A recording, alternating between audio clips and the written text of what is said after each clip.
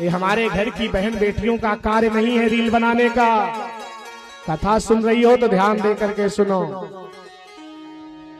ये जो हमारे घर की बेटियां ना, माताएं जो रील बना करके अपने को अर्धग्न करके संसार को दिखा रही हैं, ये हमारे आपके घर का कार्य नहीं था, लेकिन हमारे घर का सिस्टम बिगड़ गया है।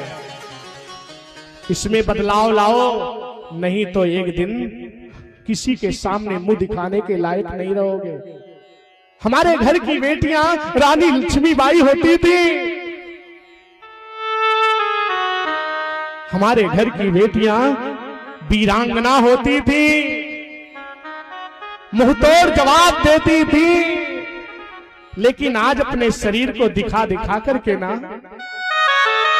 उल्टे सीधे गानों पर आप रील बना करके समाज को क्या दिखाना चाहती हो? इससे तुम्हारे भाई का, तुम्हारे पिता का कल्याण होगा, उसकी इज्जत बढ़ेगी। लोग क्या कहेंगे, फलाने की बिटिया है, देखो कैसे नाच रही है। अपनी इज्जत पर ध्यान दो।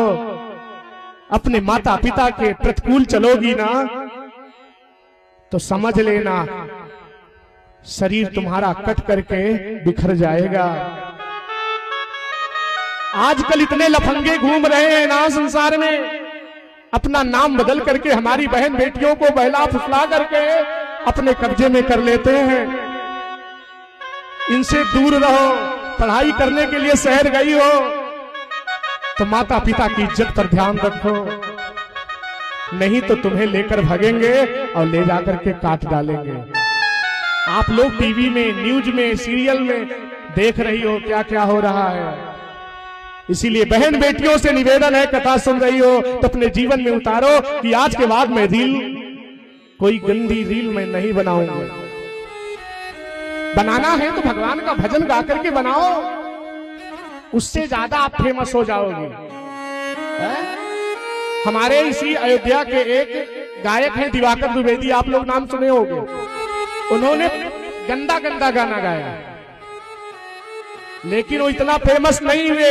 हमारे मनोज तिवारी का नाम सुनिए, उन्होंने बढ़िया बढ़िया सुंदर सुंदर भजन गा करके आज पूरे संसार में नाम रोशन किया है। इसीलिए आप सभी से निवेदन है, कथा सुन रही हो तो विपरीत मत जाओ। अपने माता पिता, अपने भाई की इज्जत को ख्याल रखो, किसी से फालतू मतलब मत रखो, पढ़ाई पर ध्यान दो। लेकिन शहरों में जाकर के देखो, इतनी अश्लीलता बढ़ गई है कि माता पिता किस तरह आपको पढ़ाने के लिए भेजे हैं वो माता पिता को पता है।